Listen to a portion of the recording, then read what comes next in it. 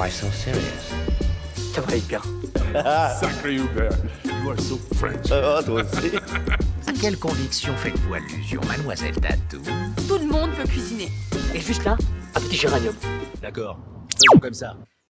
Bonjour à tous et bienvenue dans un deuxième épisode du podcast En 4 actes. C'est le deuxième acte de cette série éphémère destinée au cinéma, toujours en bonne compagnie. Ce seront les deux têtes que vous verrez tout au long de ces épisodes avec Alex et Andrina. Andrina, comment tu vas? Ça va très bien, et toi? Ça va très bien, merci. Et Alex, la forme? La forme, toujours aussi.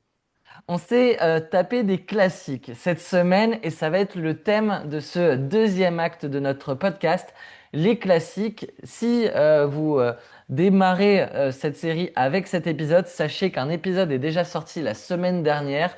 Le premier acte était sur la mise en scène. Nous sommes revenus sur trois films qui font partie chacun de notre top 4 Letterboxd et nous en avons un peu discuté et puis du coup ça nous a amené sur le grand sujet et vaste de la mise en scène. Pour ce deuxième épisode, on s'est attaqué au classique. On s'est dit, bon bah dans nos top 4 Letterboxd, il y a du classique où on a remonté le temps jusqu'à Laurence d'Arabie en 1962, qui est le film du top 4 Letterboxd de Alex. Nous sommes allés dans les années 80, en 1988, avec le Cinéma Paradiso qu'Andrina a dans son top 4 Letterboxd. Et puis moi j'ai fini avec peut-être quelque chose de plus mainstream, mais encore qu'il fallait le voir il y a 3-4 ans même. C'était en 2022 quand Damien Chazelle sortait son quatrième long métrage Babylone, un film qui moi est dans mon top 4 Letterboxd, que je vais peut-être vous offenser certains qui n'ont pas aimé Babylone, mais pour moi c'est un classique en devenir et du coup je me suis permis de le glisser dans ce thème des classiques. On va du coup d'abord revenir sur ces trois films pour ensuite aller sur la question de... Là, on est quand même sur un film de 3h37 pour Laurence d'Arabie, 2h47 dans la version la plus connue de Cinéma Paradiso, même s'il en existe diverses, mais c'est rarement, en tout cas, en dessous de 2h10. Et puis Babylone, qui est aussi une longue épopée de presque 3 heures. Donc, la question qu'on va se poser en deuxième partie, c'est est-ce qu'il est possible de faire des classiques? Est-ce qu'il existe des classiques vraiment du cinéma de moins de 2 heures, de 1h50 ou moins? Est-ce qu'on arrive à avoir vraiment un certain nombre de classiques ou pour qu'un film soit catégorisé pardon, de classique, il faut nécessairement que ça soit une longue fresque où l'on prend le temps, comme les films que l'on va aborder dans la première partie. Et puis ensuite, on va jouer en dernière partie d'émission, comme à chaque fois, mais cette fois-ci, on va un peu jouer au jeu de la hot take. On va chacun notre tour dire, et on le pense sincèrement, c'est le but du jeu aussi, que certains classiques sont peut-être un peu surcotés, ont peut-être une reconnaissance un peu trop euh, profonde pour un film qui ne nous a pas parlé, et on va un peu jouer là-dessus. Je vous rappellerai les règles du jeu en fin d'émission. On va commencer du coup avec la première partie. Moi, personnellement, je me suis fait les deux hier par manque de temps en début de semaine.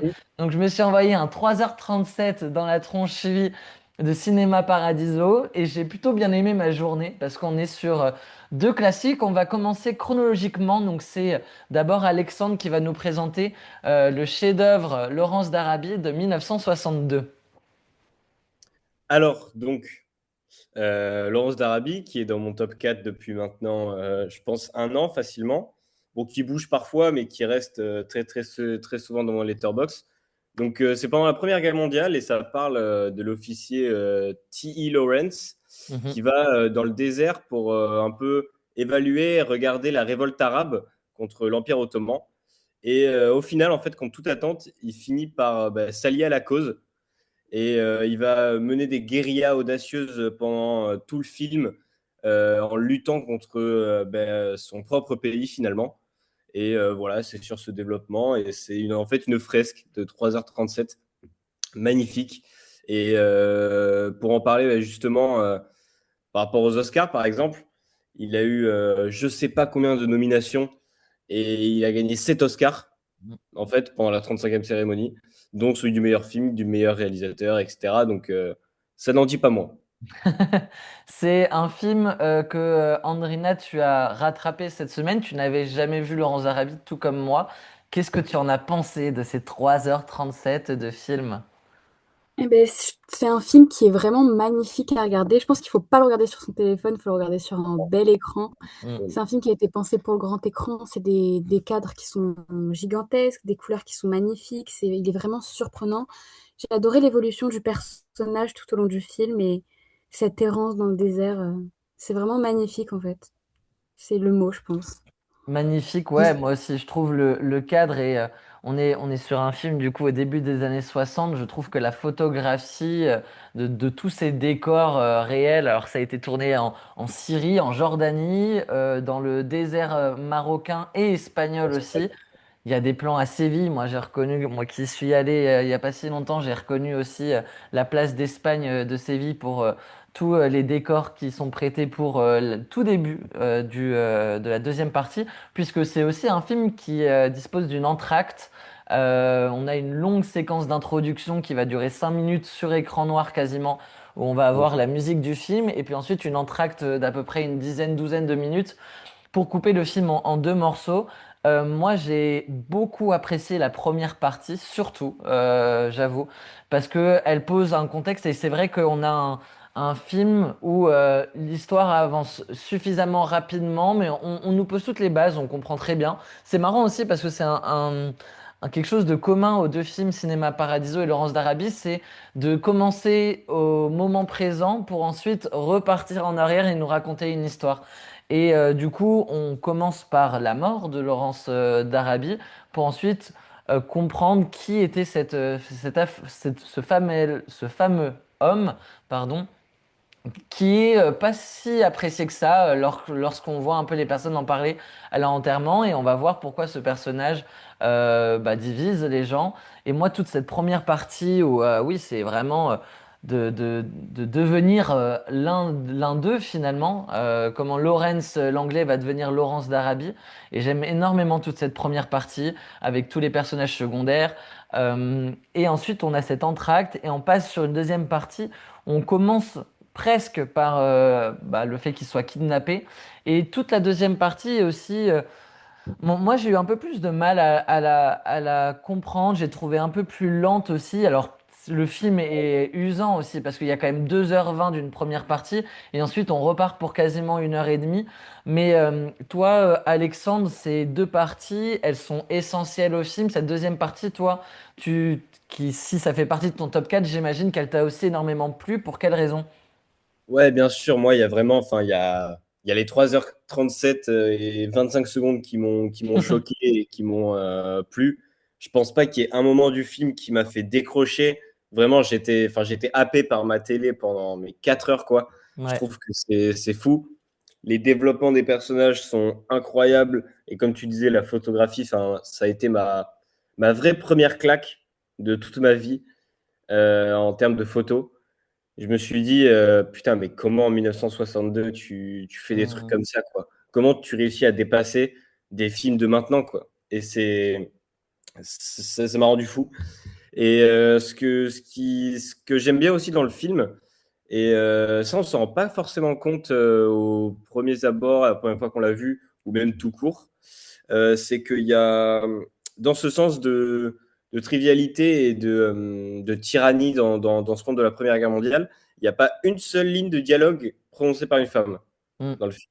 Ah oui, oui, c'est sûr. C'est ça, c'est un film, mais c'est aussi un film qui est un modèle de, entre guillemets, pas ce qu'il faut pas faire, mais en tout cas, c'est un modèle de, oui, il y a 3h37 et on voit certaines femmes musulmanes qui crient pour encourager les hommes qui partent à la guerre, mais c'est la seule fois qu'on va entendre les femmes prononcer, oui, effectivement, ouais.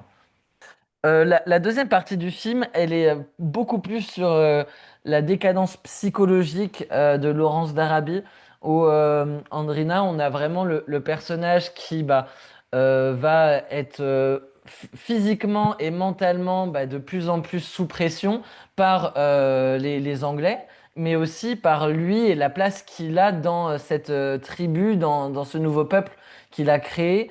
il va avoir des responsabilités, il va mener des combats, des pillages, il va devoir aussi tuer certaines personnes qu'il aimait beaucoup, qu'il a vu grandir, qu'il a fait grandir aussi. Et en fait, c'est aussi toute cette deuxième partie du film, elle est un peu sur cette descente progressive d'un personnage qui a touché le sommet et qui progressivement va se perdre. Ouais. Et il y a un peu le point de bascule à un moment où il exécute quelqu'un en plein désert et après, un peu plus tard, il dit qu'il avait vraiment pris du plaisir Mm. à ça et c'est vraiment là où ça commence à basculer et c'est assez choquant mais c'est trop bien je trouve aussi. Qu'est-ce que toi tu as aimé du coup dans ce film? Mais c'est comme j'ai dit tout à l'heure, vraiment la photographie, l'évolution du personnage. Mais comme tu as dit aussi, c'est un peu ce qu'il faut pas faire, quoi. Enfin, il devient Laurence d'Arabie, celui qui aime faire la guerre, celui qui aime tuer, celui qui aime martyriser, celui qui aime dominer, alors qu'au début, il n'était pas comme ça. Il prend goût, en fait. Et ces plans-là, il y a des plans que j'ai trouvé vraiment magnifiques, qui se répètent plusieurs fois. C'est ceux où on les voit tous en file indienne Mm. Mm. sur leur dromadaire.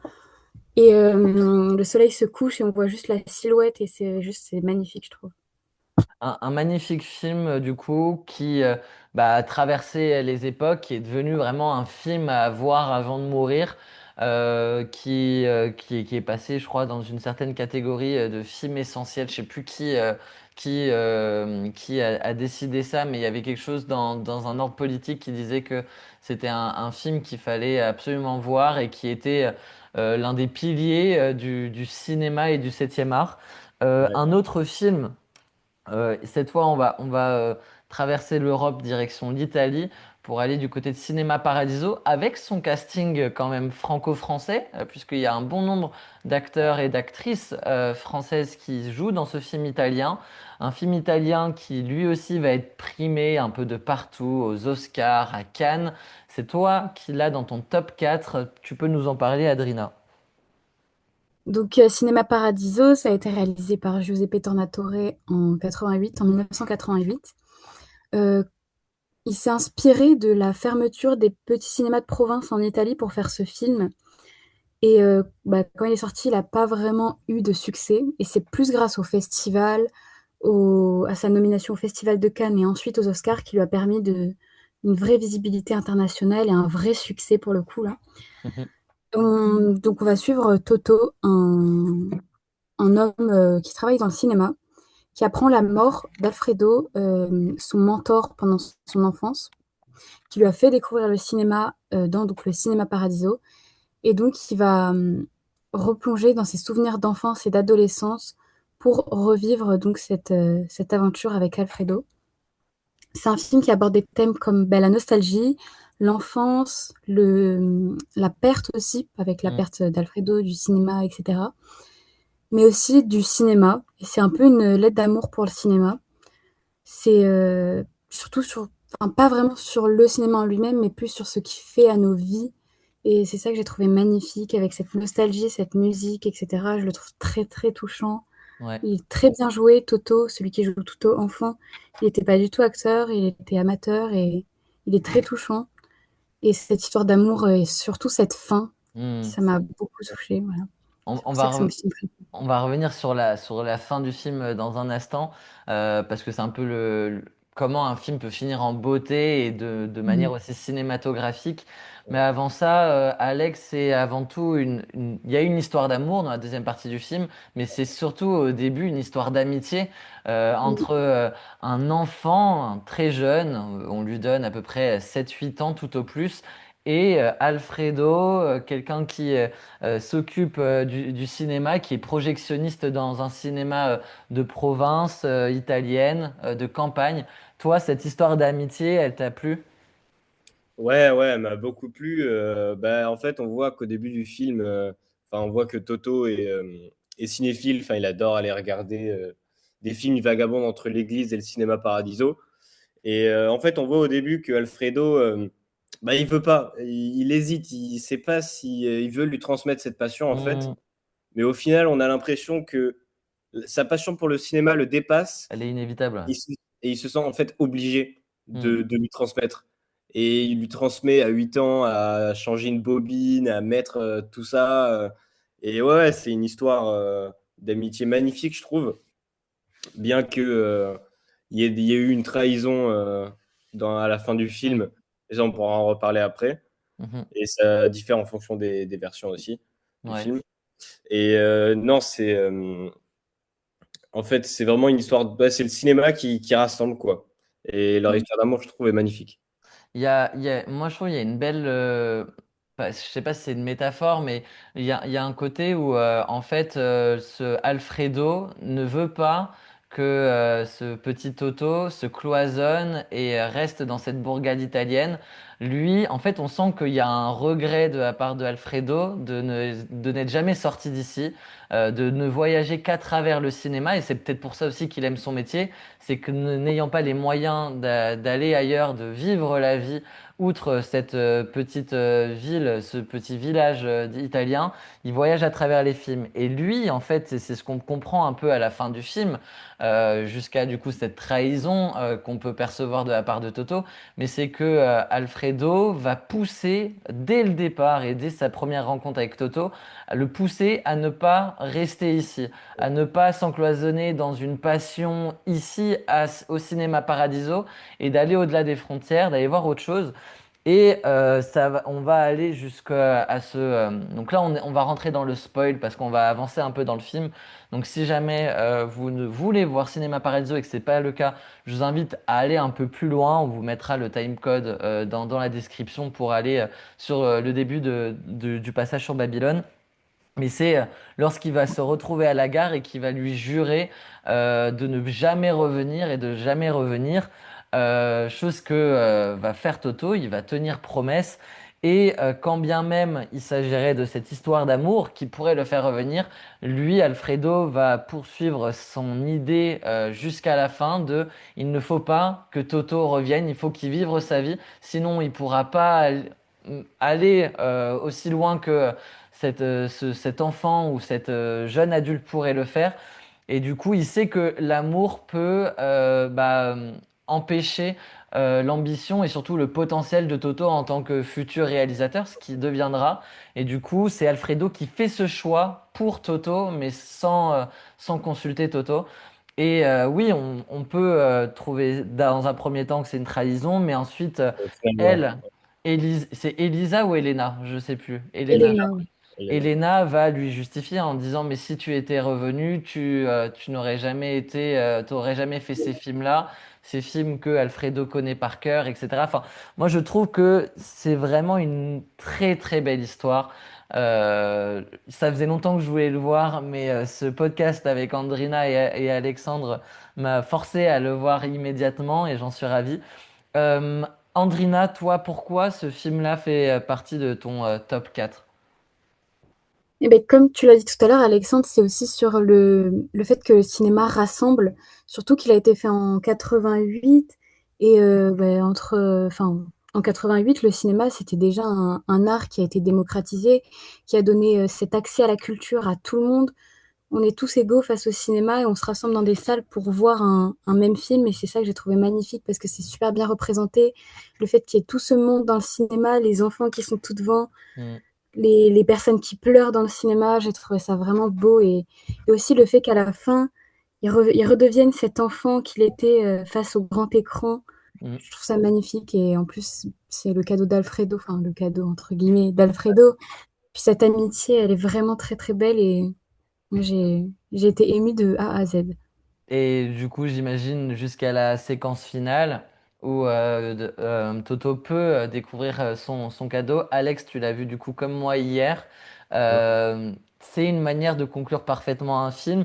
Est-ce que aussi et ça va un peu découler sur la question d'après, mais on, la manière dont un film se conclut, the last shot, comme on dit, ça permet de passer un film de très bon film à classique, à chef-d'œuvre. Et moi, je trouve que Cinéma Ouais. Paradiso, il m'a fait l'effet d'un bon film tout le long, d'un très bon film. Mais pour l'avoir vu dans un contexte où je m'étais déjà envoyé 3h30 de Laurence d'Arabie, j'étais un peu fatigué et tout ça. Donc j'avais le côté de l'émotion m'a manqué sans que le film m'a touché, mais j'ai pas été ému. Et lorsque il se retrouve tout seul dans cette pièce pour visionner le cadeau d'Alfredo. Bah là, en fait, là, je me suis dit, non, ok, non, c'est Ouais, vraiment un classique, c'est vraiment un chef-d'œuvre. Toi aussi, ça t'a fait ça? ouais, ça a été le même truc. Enfin, comme tu dis, The Last Shot, c'est le truc qui va te dire si tu mets une étoile de plus ou si tu Mm, considères ça comme un chef-d'œuvre. Et ouais, tu vois la BO qui arrive petit à petit, déjà la BO mm, qui était là tout le film et qui est magnifique déjà, qui te met les larmes aux yeux. Et là, tu le vois s'installer, tu vois le truc dérouler. mm. Et petit à petit, ça pleure, ça pleure, ça pleure. Et en fait, c'est toi qui commences à pleurer. Et c'est toi qui regardes le truc en train de pleurer, en fait. Et c'est ça qui m'a fait aussi me dire que c'est un chef-d'œuvre. Et ouais, les scènes de fin, elles sont hyper importantes. Un chef-d'œuvre que vous devez découvrir de toute urgence si vous aimez le cinéma et que vous n'avez pas encore vu Cinéma Paradiso.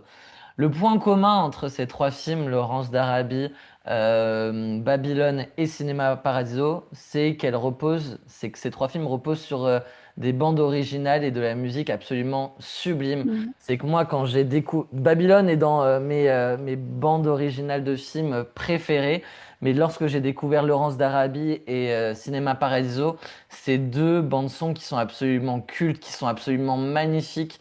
Ennio Morricone sur la deuxième de Cinéma Paradiso. Je sais plus qui signe la musique de Laurence d'Arabie.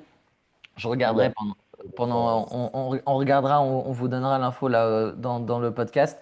Mais en tout cas, Babylone, moi, et c'est aussi sur cet aspect-là où ce film, pour moi, peut devenir un chef-d'œuvre avec le temps et un classique surtout, c'est que la bande originale de Justin Hurwitz, qui signe sa quatrième collaboration avec Damien Chazelle sur tous ses films, Whiplash, La La Land et The First Man, c'était lui aussi au son. Et là, on est encore sur une bande originale qui est stratosphérique, l'une des meilleures du cinéma, moi je trouve, contemporain.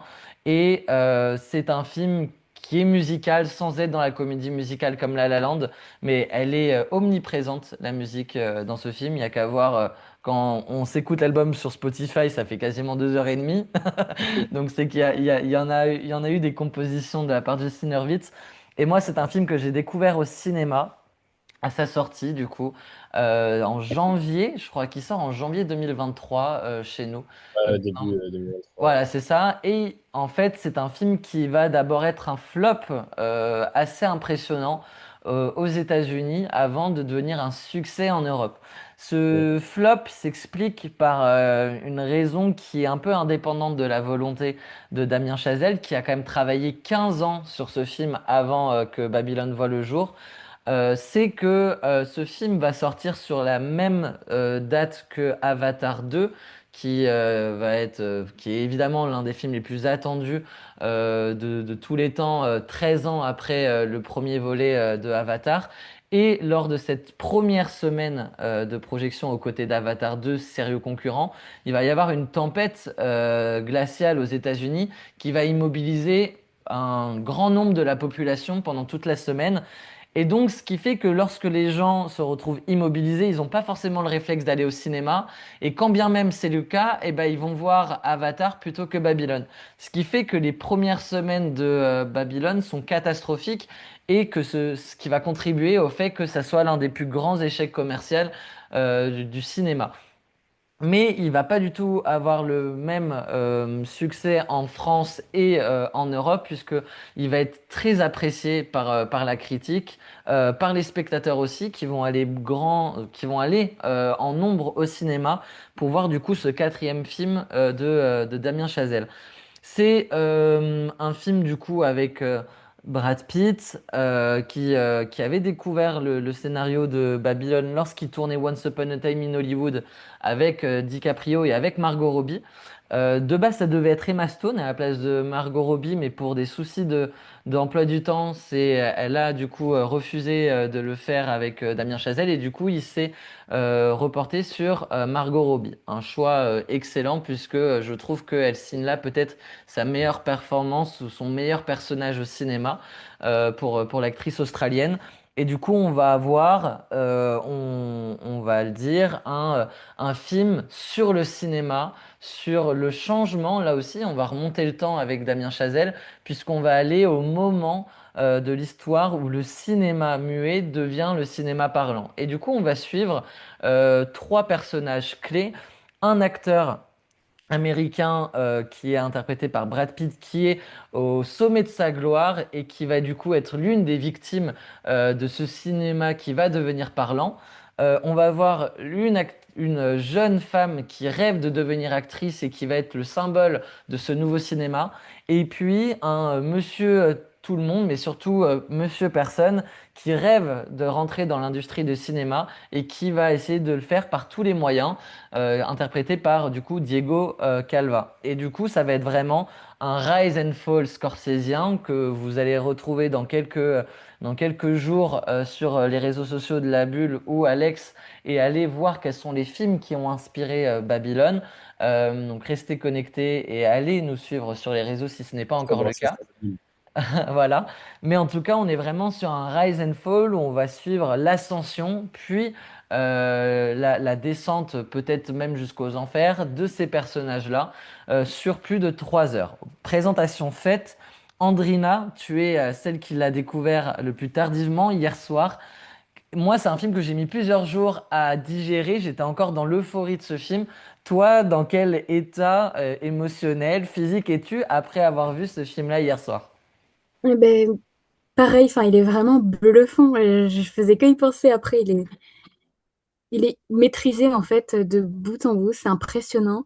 Ça m'étonne pas qu'il ait mis 15 ans à le faire parce que c'est un travail de fou. Mais vraiment, ce moment où on découvre le plateau de tournage dans ce champ de bataille où rien ne va. Et la caméra avec ses pannes filées comme ça, on Mm. n'arrive plus à suivre ce qui se passe. Et Margot Robbie, enfin, le personnage de Margot Robbie, Nelly Nelly le Lawley. découvre. Nelly, ouais, elle le découvre aussi. On a l'impression d'être à sa place et d'être dans quelque chose qui est plus grand que nous, qu'on peut pas maîtriser. Et c'est vraiment incroyable, je trouve, et c'est hyper bien réalisé. C'est impressionnant. Non, c'est La, impressionnant la musique. la musique t'a plu, le scénario, dis-moi un peu, ouais, là, qu'est-ce que tu en retiens, là, quelques heures après le film? Mais l'écriture des personnages, comment ils sont approfondis, comment ils évoluent, comment ils sont caractérisés, génial. Ouais. Enfin, je trouve ça parfait même. La façon dont c'est mis en scène aussi, là, une très très belle mise en scène. La musique, bah, Mm. Justin Hurwitz et Damien Chazelle, à chaque fois, c'est juste magnifique. C'est une Mhm. musique qui reste dans la tête en plus, qu'on a envie d'écouter sur un trajet, par exemple. C'est génial. Même le scénario, j'ai remarqué quelques faux raccords des fois, mais c'est pas du tout dérangeant. Au contraire, même, j'ai l'impression que ça rapporte quelque chose. Donc c'est peut-être fait exprès. Mhm. Et ouais, non, c'est l'évolution des personnages, je trouve ça vraiment bien. Alexandre, toi qui as eu un peu plus de temps pour digérer ce film, est-ce que ce film fait tâche ou pas lorsque on le met dans la même conversation que Cinéma Paradiso ou Laurence d'Arabie, ou pour toi c'est un film qui, oui, est sorti il y a 4 ans, mais qui avec le temps, on dira dans les conversations, ah, faut que tu vois Babylone et faut que ce film-là est un classique. Ouais, non, non, il fait pas du tout tâche. En fait, il a complètement un sens dans ses classiques. On a bah, d'abord Laurence d'Arabie qui vient révolutionner le cinéma pour beaucoup de gens. Tu as Cinéma Paradiso qui est une lettre d'amour au cinéma. Et là, tu as Babylone qui est une lettre de rupture, en fait, avec le cinéma, surtout sur la face, enfin la Mm. mauvaise face cachée d'Hollywood Oui, oui, bien sûr. et en fait bah, pas, presque insulter et critiquer, relâcher ce cinéma. Et en fait, c'est hyper bien fait. Moi, j'ai complètement, je l'ai vu il y a un an, je crois, je l'ai vu au cinéma aussi pour la première fois, Mhm. quand ils l'ont repassé en culte. Et c'est hyper bien fait, quoi, ce passage du muet au parlant, à quel point, en fait, c'est terrifiant. Ouais. C'est montré comme ça dans le film. Enfin, à la fois hilarant, mais enfin, tu sais que ça fait peur et que à Mm. quel point ça détruit des carrières, mais ça en crée d'autres. Mm. Et c'est ça qui est hyper intéressant. Et par contre, après, au final, quand même, on va faire une très, très, très belle lettre d'amour au cinéma dans les dernières minutes Mm. une sorte de, en fait, de rétrospective Oui. 100 ans du cinéma, quoi. Mm. D'ailleurs, il y a des images de Cinéma Paradiso dedans. Ouais, et de Avatar, Ouais. peut-être même de Laurence d'Arabie, faudrait voir. Moi, c'est un film, Babylone, où effectivement, je trouve que les personnages sont immenses. Il y a aussi beaucoup de comédie dans ce film. On rigole beaucoup. Alors, il y a ce premier gros tronçon, cet acte 1, qui fait quasiment 30 minutes, où on va avoir le logo Babylone qui va s'afficher après 30 minutes, où là, limite, c'est la première fois qu'on respire dans le film parce que tout s'enchaîne si rapidement. Il se passe tellement de choses dans cette soirée et on est vraiment dans une énergie, on ressent cette énergie et on la vit. Puis dès que le logo Babylone arrive, on fait OK, donc là je viens de souffler pour la première fois et ça fait 30 minutes que j'y suis. Et après, je dirais pas que c'est gag sur gag, mais le personnage de Brad Pitt qui devient de plus en plus bourré et qui aussi est un personnage excessivement drôle quand il arrive en parlant italien à sa femme, etc. Enfin, il y a vraiment des lignes. C'est un personnage de toute façon que je trouve permet aussi de respirer et de donner un peu de légèreté au film, mais qui va avoir aussi ses moments plus dark et plus sombres. On a évidemment, on va beaucoup jouer avec le personnage de Margot Robbie qui nous fascine, comme dans la scène où elle pleure sur commande et où elle devient l'actrice qui fascine tout le monde et qui va révolutionner, qui va devenir une des têtes affiches de ce cinéma-là. Il y a énormément de scènes, moi, qui m'ont fait rire dans le film, qui m'ont ému. Toutes les répétitions de la première fois qu'il tourne du son et qu'en fait au moment où elle doit arriver, se mettre sur la croix, que le micro est pas là, il y a une espèce d'enchaînement de cuts, de cuts, de cuts qui font que ça, on comprend en fait à quel point c'est technique et à quel point c'est en train de changer le cinéma. Et tout ça est fait avec ouais, beaucoup d'humour, je trouve, surtout sur la deuxième partie, sur le deuxième tiers du film. Et puis après, on a un film qui mélange aussi énormément de genres. J'ai parlé de comédie, mais toute la partie avec Tobey Maguire, où on est dans les tréfonds d'Hollywood, va prêter un peu ce côté thriller, voire un peu horrifique aussi. On ne sait pas où on met les pieds, comme Diego Calva. Tout ce mélange de genres, je trouve extrêmement réussi. Et du coup, bah voilà, c'est un film moi qui me tient énormément à cœur parce que c'est mon film préféré. Et voilà, je suis en train de rattraper des classiques qui me permettent de oser dire que Babylone est mon film préféré. Parce que si après on me dit, t'as pas vu Cinéma Paradiso, quand même, commence par voir ce cinéma-là. Mais à chaque fois, ouais, je me dis, bah non, en fait, Babylone vieillit trop bien. Et je pense que le climax de ma vie avec ce film sera lorsque j'irai au mois d'octobre. C'est le moment où je flex hein, dans le podcast. Et Allez, où j'irai au Grand Rex, puisque je vais voir Babylone au Grand Rex avec Justin Hurwitz qui va jouer la musique du film en même temps que la projection du film. Donc oh là là, oui, j'ai trop envie.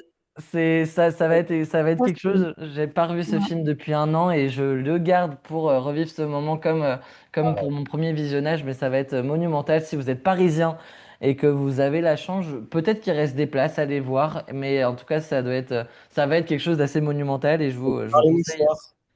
Hein? C'est par les mouchoirs, mon Ouais. Diego. Donc voilà. Euh, Première partie finie. On va passer à la deuxième où du coup on est revenu sur trois films quand même bien longs qui ont pris le temps pour poser leur structure narrative, leur scénario, aussi se laisser de l'espace. Comme Laurence d'Arabie pour énormément de plans en fait qui se passent de dialogue également. Mais est-ce que il est possible encore de faire des films, des classiques en 1h30, 1h45, ou est-ce qu'à chaque fois qu'on nous dit, bon, faut que tu rattrapes ce film et qu'on regarde sur Allociné ou sur Internet, on est sur des 2h20, 2h30, des fois même plus. C'est la question un peu ce qu'on va se poser. Toi, Andrina, déjà, est-ce que les classiques, pour toi, c'est un peu une question qui se répond, mais doivent nécessairement faire plus de 2 heures pour poser un peu un scénario qui se veut ou un film qui se veut être un classique. non, parce que bah, il y a des films qui nous prouvent le contraire. Déjà, il y a Kill Bill qui fait, bon, il fait 1h50, Ouais, mais il ça fait passe. moins de 2 heures et c'est un classique. Un classique que presque tout le monde a vu et qui fait presque l'unanimité aussi. Après, c'est vrai que Bah, au niveau de l'évolution, il y a peut-être moins de, de temps du coup pour vraiment faire évoluer ces personnages. Mhm. Et c'est pour faire une fin qui claque, comme ce qu'on a dit tout à l'heure avec bah, Babylone, Laurence d'Arabie et Cinéma Paradiso. Mais je pense que oui, on peut tout à fait faire un classique en moins de 2 heures. Alexandre. Ouais, mais après la question en fait, c'est qu'il faut se poser, c'est qu'en fait, c'est quoi un classique au final? Et je pense que le classique, il change d'année en année. Et en fait, j'ai l'impression que plus on a avancé dans le temps, plus on mettait une norme sur le fait qu'un classique devait être long. Mhm. Mm. Par exemple, enfin, le début du cinéma, enfin, les plus grands classiques, ils faisaient 15 minutes, quoi. C'est un truc de fou. Et les tout premiers vrais classiques, quand tu arrives dans les années 25, les années 30, c'est des films d'une heure et demie, Mhm. d'1h20, d'1h10. Et c'était largement suffisant pour faire un film qui vraiment dépassait et se démarquait, voilà. Et ouais, maintenant, c'est sûr que on a plus l'habitude, en fait, de voir des films qui dépassent les 2h10, quoi. Et ouais, on en trouve de moins en moins, malheureusement, des classiques d'1h30, 1h40, 1h45. Mhm. C'est dommage, mais ouais, je pense que c'est plus la société et le cinéma qui a fait que pour faire un bon film, faut qu'il fasse plus d'1h50, 2 heures, quoi. Moi, j'ai je sais pas si je peux dire que c'est un avis un peu plus tranché, mais en fait, il y a quand même, je trouve, une similitude entre les films qui arrivent à être des classiques, mais qui font moins d'1h50. C'est que on a un scénario conceptuel. C'est Ouais. que, en fait, je trouve que si on veut faire vraiment un classique et vraiment prendre le temps, comme a dit Andrina, de développer des personnages, de développer un scénario, c'est difficile de le faire en moins de 2 heures. Parce qu'en fait, on va forcément faire des ellipses, on va forcément passer et mettre de côté tout un pan du développement d'un personnage ou d'une trame ou d'un sujet.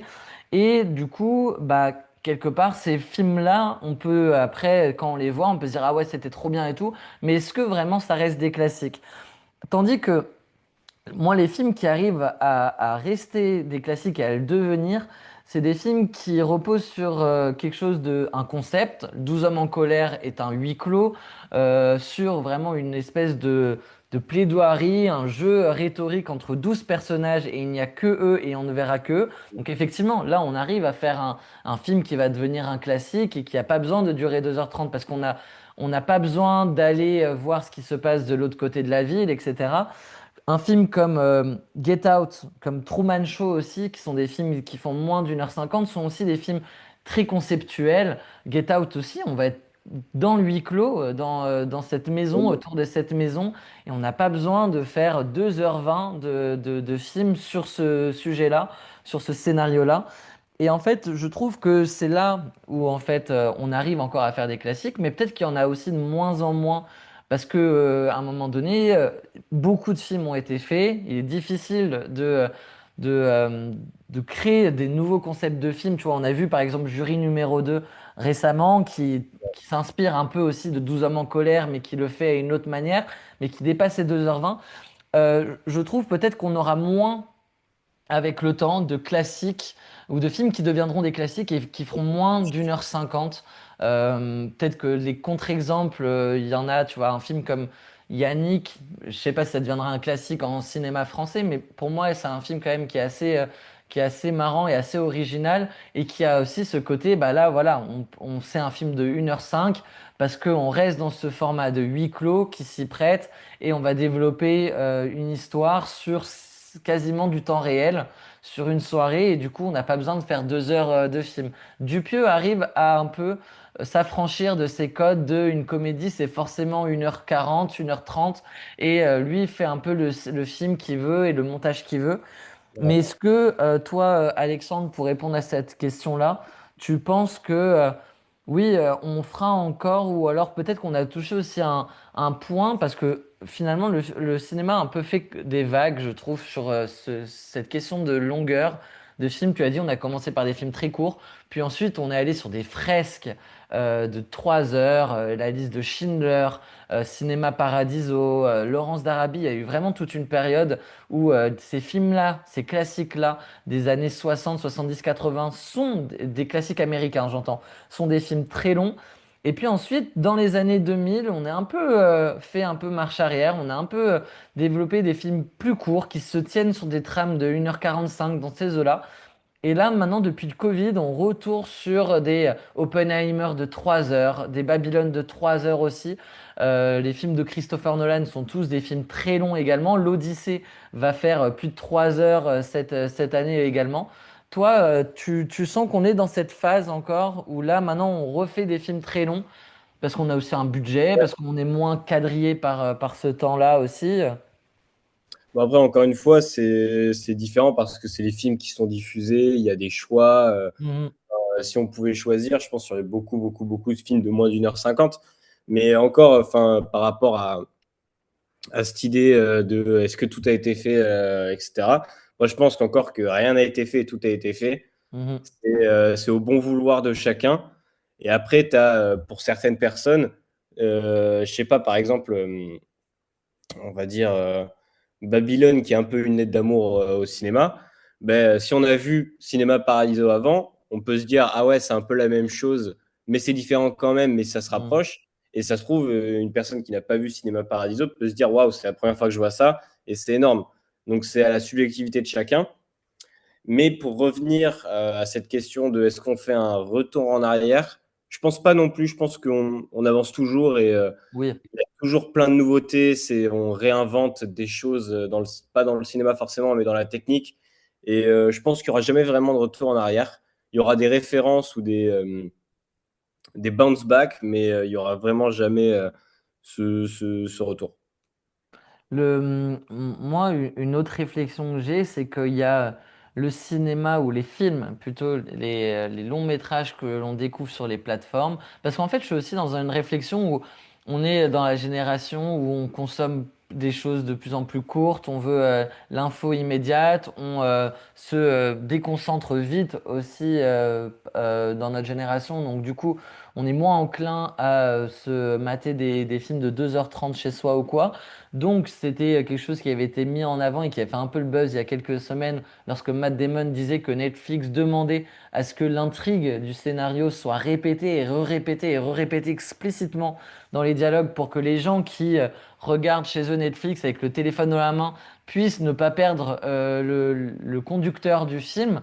Et à côté de ça, paradoxalement, je trouve que le cinéma, à l'état pur, les films qui sont diffusés au cinéma sont beaucoup plus libres dans leur forme, dans leur format, où on a des films, oui, de 2h30, quand on voit L'Agent secret, quand on voit Je suis toujours là, ces films brésiliens qui passent en salle en France et qui font 2h30 et où il y a un public, c'est des films qui fonctionnent aussi au cinéma.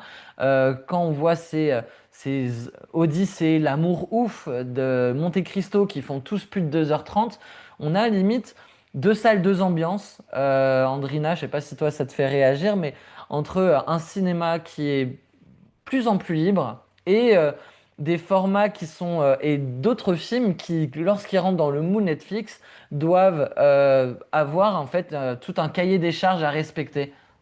Ouais, ouais, c'est clair, je suis d'accord. C'est vrai que je m'étais jamais vraiment fait la réflexion.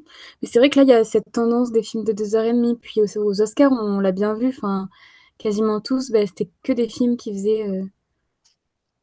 Enfin, beaucoup, ouais, beaucoup de films Oui, qui oui, faisaient oui, deux heures même 30 Bugonia, il fait plus de Oui, 2 heures. ouais, c'est ce que j'étais en train de me dire. Bugonia, puis Une bataille après l'autre qui fait 2h45, je crois. Ouais, Frankenstein, deux heures et Ouais, demie. Frankenstein. Donc, ouais, c'est vrai qu'il y a cette tendance, même si Frankenstein, c'est Netflix, je Oui, crois. oui. Mais bon, Mais ouais, Guillermo c'est del Toro a déjà signé des films pour Netflix pour avoir ensuite cette liberté-là. ouais, C'est un contrat vraiment tacite pour prendre cet exemple-là illustré. Il a accepté de faire Pinocchio sous l'égide de Netflix, où il a répondu à tout le cahier des charges que demandait Netflix. Et derrière, il a demandé, parce que c'est le projet de sa vie, Frankenstein. On sait que Guillermo del Toro, tout le cinéma du monstre, enfin, il incarne ça. Et Frankenstein était son bébé. et il a demandé à ce que voilà, il y ait le moins de cahiers des charges possible pour que Frankenstein rentre dans le moule de Netflix. Mais c'est Ok. l'exception, c'est une exception, et on parle de Guillermo del Toro, un immense réalisateur de films qui a accepté de passer par Netflix pour avoir plus de financement, je pense. Mais tu vois, par exemple, Megalopolis, qui est le film de Francis Ford Coppola, lui a dû financer lui-même son film pour faire son 3 heures et des poussières. C'était Ouais. une catastrophe, hein, d'ailleurs. Mais c'est vrai que, en plus, je vois le livre de Wes Anderson derrière toi, ça me fait penser que Wes Anderson, lui, il a besoin pas de 2 heures et demie Non. pour faire ses films. Ouais. Je pensais à Darjeeling Limited. Bon, c'est vrai que c'est une comédie, donc, Mais mais c'est Moonrise plus aussi un film Kingdom. d'aventure. Ouais, Moonrise. Moonrise Kingdom, même Budapest Hotel qui fait une heure Ouais. quarante. Ouais. Lui, il a pas besoin de 2 heures et demie pour arriver à faire bien évoluer ses personnages, à très bien les écrire, à donner un rythme Mm. bien à lui. Je trouve ça génial. Voilà. C'est vrai. Et dans les films d'animation, en fait, il y a aussi des thèmes, des genres, hein. La comédie, et notamment les comédies françaises, ont un peu une espèce de construction scénaristique qui est une base, en fait, avec un premier acte, un deuxième acte, le moment où les personnages sont plus bactères, et ensuite le dernier acte un peu, et du coup, ça répond sur, à chaque fois, un peu, peut-être même à la page près du scénario à 140 pages, et ce qui nous fait un 1h40 TTC. Le cinéma d'animation est un peu plus libre, mais sous Pixar ou quoi, ça dépasse rarement aussi les 2 heures pour qu'on arrive à faire une intrigue qui plaise et qui soit regardable aussi pour les enfants. Mais en tout cas, c'est vrai que ce cinéma d'action, live action, ce cinéma d'acteurs, moi je le trouve plus libre, mais c'est vrai qu'on aura peut-être moins, on aura plus, ça va être plus difficile de trouver des classiques qui sortent directement sur les plateformes parce qu'ils sont sujets à un cahier des charges, à aussi peut-être une Toujours. durée. Ouais, Et tu- c'est plus dur. ouais, quand tu Ouais. vois enfin, souvent quand tu veux regarder le director's cut, Mm. tu vois qu'il fait tout le temps 15, 20, 25 minutes de plus. Mm. Toujours. Toujours. Et il y a tout un passage dans la série The Studio avec Ron Howard où justement la production veut absolument raccourcir le film de Ron Howard qui trouve trop long. Je vous conseille de découvrir cette série si c'est pas encore le cas. Si vous aimez le cinéma et que vous voulez en savoir plus les rouages, c'est une super série qui a été primée avec un nombre de Grammy absolument monumental, un record dans l'histoire des séries. Donc voyez The Studio, c'est très bien, et il y a un épisode qui est sur ce sujet de la longueur des films. On va finir avec notre jeu, messieurs, dames. Notre jeu est tout simplement le jeu de la hot take. On a une liste à nous, qu'on va pas vous partager, de films et de classiques qu'on a vus tous les trois avec Alex et Andrina. L'idée, c'est que dans ces classiques-là, forcément, il y en a qui plaisent pas à tout le monde. Peut-être que nous, dans cette liste-là, on s'est dit, ah, celui-là, je le mets parce que c'est un classique, mais j'avoue que ça m'a pas plu, ça m'a pas trop parlé. Et en fait, l'idée, c'est qu'on a chacun deux vies et que on va être on the spot et on va dire bah moi ce classique là je le trouve surcoté. Et si si les deux personnes en face de nous ne sont pas d'accord avec nous, on perd une vie et le jeu s'arrête lorsque on a fait peut-être tous les films ou lorsque deux personnes n'ont plus de vie. Voilà, je pense que c'est clair pour tout le monde. Honneur aux dames. Andrina, je vais te laisser commencer avec un classique que toi, ça t'a fait ni chaud ni froid. Shutter Island m'a fait ni chaud ni froid. Voilà. Je Je te j'ai rejoins, pas André. aimé. C'est Ouais. vrai? Vrai? Ah ouais, vas-y, vas-y, le plaidoyer d'Andrine, rapidement. Bah, le personnage m'a pas, j'ai pas réussi à m'attacher à aucun personnage. Ouais, L'histoire, je l'ai trouvée, enfin, c'est bien, hein, le plot twist, etc. Mais ça m'a pas, voilà, ça m'a pas pris comme d'autres films avec un plot twist. ouais. Alors, ça m'a pas non plus choqué. Bon, très bon jeu d'acteur, hein. Très bon jeu d'acteur, mais en même temps, c'est DiCaprio. Mais ouais, j'étais presque énervée en fait à la fin du film. Mais ça, Ok. c'est pas un mauvais film, mais Non, non, voilà, mais ça t'a fait je ni chaud m'attendais ni froid. tellement à. Voilà, Et Alex, tu valides la take Ouais, d'Andrina? valide. Je valide la take. je valide, ok. Ouais. Pas moi, mais du coup, ça passe quand même. Aïe, aïe, aïe. Super, Allez, je perds pas de vie. Alex. Ben moi, je vais partir sur un film qui m'a fait ni chaud ni froid. Enfin, je me suis ennuyé. Titanic. Je vois Guillaume rigoler, ce sera pas bon. Vas-y, Attention. vas-y, pourquoi?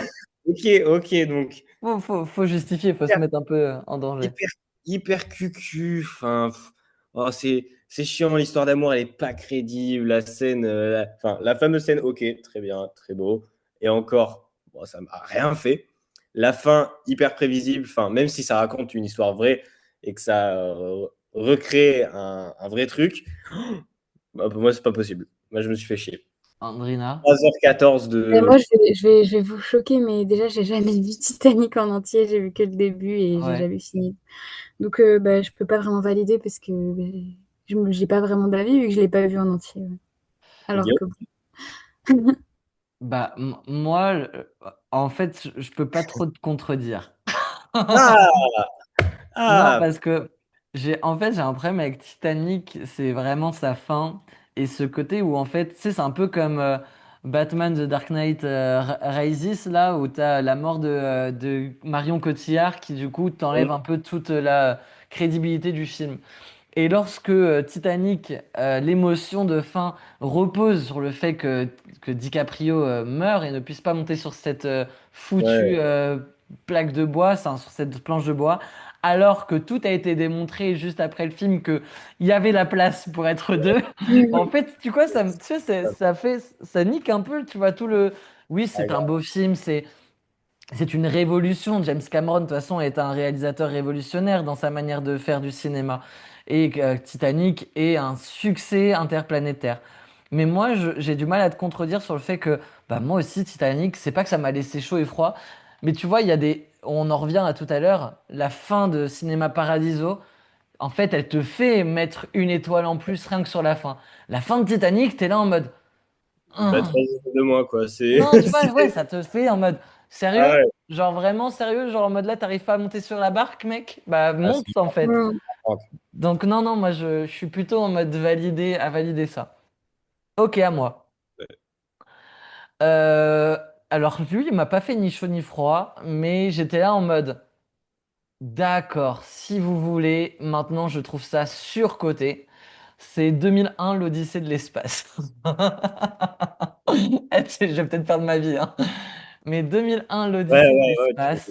J'espère que tu vas la C'est perdre. tellement un visionnage éprouvant qui part dans tous les sens. Alors, en fait, quand moi, j'ai un film que j'ai découvert l'année dernière, donc avec déjà une certaine cinéphilie. Et en fait, il y a énormément de films que j'ai vus avant de voir l'Odyssée de l'espace qui sont des refs, qui font des références à l'Odyssée de l'espace. Donc, en fait, quand je vois l'Odyssée de l'espace, je vois bah, le Charlie et la chocolaterie de Tim Burton avec la plaquette de chocolat du coup qui vient un peu au milieu des petits singes et du coup je comprends la référence et il y a la musique de l'Odyssée de l'espace mais je trouve que le produit fini, l'œuvre cinématographique est très indigeste et que moi quand je le regarde en 2025 bah en fait je suis là en mode c'est bien, je l'ai vu une fois à quel prix? Et je le reverrai plus jamais. Donc en fait, j'ai un peu ce côté-là où il m'a pas ému, il m'a. Alors c'est peut-être un film que lorsque vous faites des études de cinéma comme Andrina et Alex et que vous le voyez avec un prof de cinéma qui vous explique ou alors vous avez des analyses dessus, peut-être que bah effectivement ça rend votre visionnage beaucoup plus intéressant. Mais moi, je suis passé à côté de 2001, l'Odyssée de l'espace. Mais moi, je suis pas d'accord. Je suis pas d'accord du tout. Pour moi, c'est un des plus grands films de tous les temps, de tout ce cinéma. On l'a même pas étudié en cours, mais c'est du génie, quoi. C'est de l'avant-gardisme, mais c'est un truc de malade. Ouais. Tu as déjà le Hall 9000 qui prédit les IA, enfin, qui ressemble un peu à bah, l'IA de nos jours, quoi. Le film a été fait un an avant que On marche sur la Lune. Et tu as enfin, le meilleur raccord de l'histoire du cinéma, quoi. Mm. Le Lost, là, qui est lancé par le singe là, dans l'espace. Voilà. Et ça résume tout, en fait. Et dans sa photo, dans sa mise en scène, dans ce qu'il raconte, enfin, c'est d'une magnificence que je trouve, moi, inégalée. Et presque inégalée, quoi. Je sais pas ce que tu en penses, Andrina, mais ouais, moi déjà je l'ai vu moi en cours de cinéma au lycée avec un prof et tout. Donc, mais je comprends en fait ton point de vue. Il y en a beaucoup qui pensent ça aussi, que ça, on dirait que ça n'a presque pas de sens. Mais par contre, mais en vrai, je suis pas trop d'accord. Donc je perds ma première vie. Tu Je, perds ta je, vie. je poursuis du coup, et du coup je suis en danger puisqu'il m'en reste une autre. Je vais peut-être à jouer la carte de la sécurité avec celui-là parce que je pense que l'autre est beaucoup plus difficile à ne pas défendre. Moi je vais aller sur Usual Suspect, qui lui... Alors peut-être que je vais peut-être perdre une autre vie, hein, mais Quoi, quoi? Oh, waouh, ok, d'accord. Ah, Usual Suspect, j'ai pas trop aimé Usual Suspect en fait. J'ai trouvé le scénario très prévisible, sans m'être fait spoiler nécessairement qui était le méchant. Mais en fait, je le vois arriver à des kilomètres. Et pour le coup, pareil, je pense que c'est un film que j'ai vu après avoir vu un grand nombre de films, parce que je le découvre l'année dernière aussi, Usual Suspect.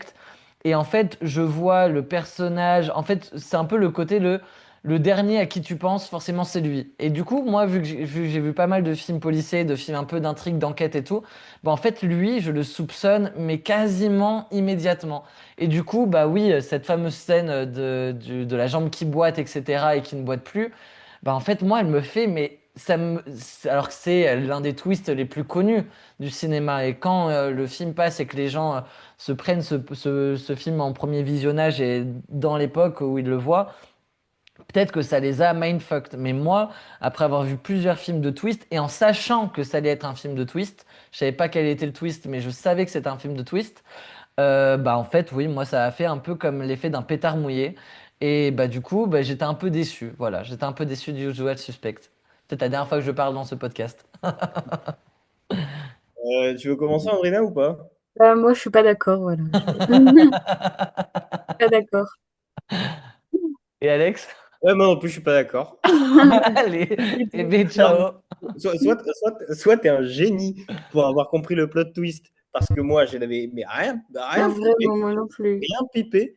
Et enfin, c'est trop iconique ce film. Enfin, maintenant, Kaiser Soze, Oui, c'est une bien sûr. expression de la pop culture, quoi. Ah oui, mais c'est un film de pop culture, Mec. c'est pour ça que c'est un classique, hein. Ah ouais, c'est un classique. Le scénario en mode puzzle Mm, entre le présent de l'interrogatoire et le passé du braquage, mm. c'est hyper bien foutu. Moi, je trouve que c'est. Et la fin, non, la fin, c'est un délire. C'est un délire. J'étais accroché au siège, quoi. C'est tout pour C'est, moi. mais c'est pas grave. Je laisse mes stagiaires reprendre le contrôle, mais je donnerai quand même, juste en disant je suis d'accord, pas Ouais, d'accord pour faire la majorité. On va reprendre avec Andrina. ouais. Donc moi, je pense que je vais perdre ma vie, je sais pas, mais pour moi, le Loup de Wall Street, ça m'a fait ni chaud ni froid. J'ai pas aimé. Ah, là, J'ai vraiment pas aimé. tu perds ta vie bêtement, là. Voilà, tu perds ta vie direct. Ok, Là, c'est perdu bêtement, quoi. Parce que, directement. ouais, moi, c'est trop un Oui. classique. Il y avait des films où là, tu pouvais pas te gourer comme ça, là. En fait, Loup de Wall Street, il y a trop une dinguerie à laquelle on pense pas assez, mais c'est que Scorsese, il a 77 ans quand il fait ce film. C'est que Ouais, c'est un vieux papy qui fait un film, mais tellement avant-gardiste, tellement jeune. Genre, c'est vraiment, t'as l'impression que c'est un gars qui a l'énergie d'un trentenaire, d'un quarantenaire qui fait ce film, tu vois, dans les dialogues, dans tout ça, dans l'écriture des personnages comme Jonah ouais. Hill et tout. Enfin, c'est trop, pour moi, c'est trop une dinguerie. Andrina, J'en ai pas. là, va falloir que tu fasses plus un tapin et un film que toi, t'as pas aimé, mais tu penses que l'un de nous Ouais. deux, au moins, n'a pas aimé, si tu veux pas perdre ta vie et laisser la Ok. victoire à Alexandre. American Psycho, Que si vous t'as pas l'avez aimé? vu. Ouais, j'ai pas aimé. Je Ok. te rejoins, Andrina. Je Ok, te rejoins. Ah ouais, ok. t'aimes pas American Psycho, Alex? Ah non, moi, je me suis fait chier. Ah C'est, ouais. enfin, ouais, je trouvais ça, enfin, pas C'est pas un ringard, mauvais film, pas ringard, mais c'est moi, j'ai pas un pas jeu et aimé tout, c'est personnellement. très absurde, très, enfin, je sais pas, moi, ouais, ça m'a fait ni chaud ni froid non plus, tu vois, je le trouvais pas très crédible dans le Mhm. scénario, voilà. Donc, Ok, bon, bah moi j'ai bien aimé j'ai bien aimé American Psycho, je peux pas dire que ouais, j'ai bon, pas c'est aimé, j'ai pas- bien aimé. C'est pour Alex du coup qui va devoir prendre ok, des risques. je prends un petit risque, mais je pense pas que ce soit un gros risque parce que j'ai l'espoir qu'un de vous deux ne l'ait pas aimé non plus. Memento. C'est pas un film de merde. Je suis d'accord avec toi. Je suis tellement d'accord avec toi. Je Moi, l'ai c'est sur le ma moins liste. Je l'ai sur ma liste. Ah, putain, ben voilà. Enfin, ouais, vas-y. Nolan, arrête. Arrête de. Celui-là, il est trop difficile. Celui-là, il est Ah trop ouais, difficile à défendre. je peux pas le défendre. Impossible Non. de Ah, défendre. moi, j'aime bien Memento. Ah ouais? Ah ouais, moi, j'aime bien. C'est mon Ah, Nolan préféré, je pense, hein. ah Oui, Parce que... ouais? Mais oui. quand il y a The Dark Knight qui existe, quoi. Ah oui, non, il y a The Dark Knight, c'est vrai. Ah Oh, le ouais. délire. Pourquoi t'aimes pas Memento, Alex? On se fait chier. Et en fait, ce qui me saoule tout le temps avec ce réalisateur, c'est que il t'explique tout. En fait, il te prend pour un débile et il t'explique tout le truc. Et il te laisse pas, en fait, le, le choix à t'interpréter ton propre truc, à te laisser gamberge tout seul Hmm, et à t'expliquer tout. En fait, ben, tu gâches l'expérience du film, quoi. hmm, On dirait que tu as 1 heure d'exposition et enfin, moi, ça m'intéresse pas. C'est pas un ouais. cinéma qui m'intéresse. Moi, tu vois, par rapport à un film dont on a parlé la semaine dernière, The Phaser, où tu as un peu ce truc de tu regardes un film et tu comprends pas ce qui se passe. Et en fait, au fur et à mesure, on te donne des clés. Mais tu sais, ça te rend pas le visionnage de The Phaser est pas difficile, tu vois. T'es un Non. peu troublé, mais tu te dis, ok, il y a un sens à aller chercher. Memento, c'est éreintant, quoi. Genre, t'as vu 30 minutes du film, mais t'es crevé, quoi. Tu te dis, mais c'est quoi ça? Pourquoi je suis en train de... Et en fait, c'est tout le concept du film, c'est que c'est monté à l'envers, etc. Tu vois, mais il y a un côté où c'est, c'en est énervant, en fait. Le concept du film, je trouve, est un peu mal maîtrisé, et du coup, ça rend, encore une fois, j'ai utilisé le terme, mais le visionnage très indigeste, et moi, je te rejoins. Alex, c'est OK pour moi. Donc c'est Andrina qui est de nouveau en danger. Ok, voilà, je me mets en danger parce que je suis pas sûre que vous allez me rejoindre. C'est peut-être pas un classique, mais c'est un film qui a fait plutôt l'unanimité quand il est sorti très récemment. C'est L'amour ouf. J'ai pas du tout aimé. Pas du tout. Ok. Pas du tout de sensibilité, ça m'a juste énervé. Pas du tout zéro? Ah non, non, pas du tout, hein. Ouais, je peux pas te rejoindre là. À Moi, part la bande son. je peux pas trop te rejoindre non plus. Ok, ouais, j'ai J'ai, perdu. j'ai, Mais vraiment, j'ai pas aimé, hein. pour moi, c'est un 3,5. Moi, je crois que j'ai mis 3,5 à l'amour ouf. Moi, j'ai bien aimé, sans que ça soit le film auquel je m'attendais absolument, parce que du coup, par le casting, j'avais une certaine attente. Et je peux pas dire que Ouais. c'est un film que je vais revoir 3, 4 fois dans ma vie. Mais si demain on me dit, bon allez, j'ai jamais vu L'amour ouf, j'aimerais vraiment le voir, je dirais, bah vas-y, en vrai, on le lance parce que j'ai bien aimé quand même, tu vois. Genre, Ouais. Enfin, j'ai mis deux, moi. Ah non, moi, Alex, pareil, c'est un 3,5, 3,5 en fait, parce que bien que, bon, ok, on voit que, en fait, niveau scénario, niveau image, Gilles Lelouch s'est fait plaisir, tu vois, il a tenté plein de trucs qui marchent et qui mhm. marchent pas principalement, mais sinon, enfin, le visionnage, moi, c'est trop kiffant. Genre, les musiques, moi, j'adore. En fait, et tu passes de trop bons moments, ça te rappelle plein de souvenirs, c'est un film hyper nostalgique. Moi, je me suis pas ennuyé, personnellement. Je l'ai regardé 2 ou 3 fois. Je me Ouais. suis pas ennuyé. Et à chaque fois, c'est cool, quoi. Moi, j'ai le sourire devant ce film. Mhm. Et à côté du scénario et de l'aspect plus technique de mise en scène qui est pas ouf, bah, moi, j'ai passé un bon visionnage, quoi. L'amour pas ouf. Et ben voilà, c'est là-dessus. Donc, du coup, victoire d'Alexandre qui aura les avis, en tout cas, qui nous ont le plus rejoints. Voilà, c'est aussi un podcast où on se permet bah, moi, dire que l'Odyssée de l'espace, c'est pas terrible et de défendre l'amour ouf derrière. Donc, si jamais vous n'êtes pas d'accord, n'hésitez pas à le dire dans les commentaires, toujours avec bienveillance. On va se faire Hein. incendier. Vous avez le droit de nous charrier. Les insultes sont prohibées. De toute façon, si je vois que ça part en couille, je désactive les commentaires parce qu'on n'est pas là pour souffrir. Donc voilà. Mais en tout cas. Ce deuxième acte de notre podcast en 4 actes touche à sa fin. Merci à Alexandre et à Andrina pour cet épisode. Et puis on se retrouve tous les trois et avec vous la semaine prochaine pour le troisième acte de notre podcast en 4 actes. Prenez soin de vous. Ciao!